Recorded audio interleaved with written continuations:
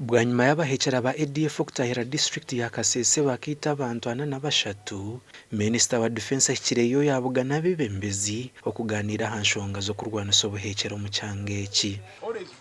Telling you that your sub-county security committee should be active.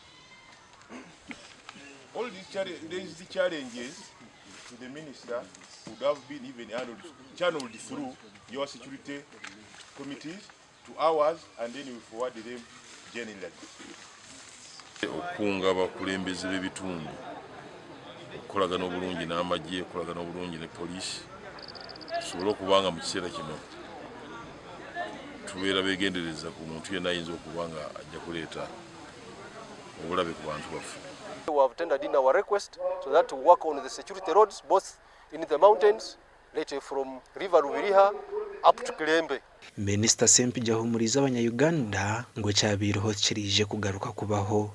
Yaragidde bukuumi nayenga tiwaliwo kirikiriza tikijja kutujja kumulamwa ogw'okuva ekongo gye tubasagula kubanga gye bakolere okutendekebwa bafunira obuyambi okukola ebintu byonna bye bakola okufuna ebyokulwanyisa n'olwekyo era yo titujja kuvaayo balowooza nti banaakola bineeno tuyinza okuvaayo eri naye ebyo byonna tebijja kutuwugula.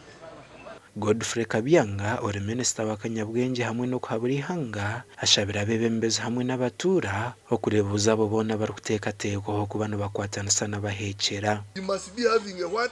A collaborator. Even those who came to Bwera, there must be collaborators there. So the only way we can chase away the rebel, we should fight the collaborators first.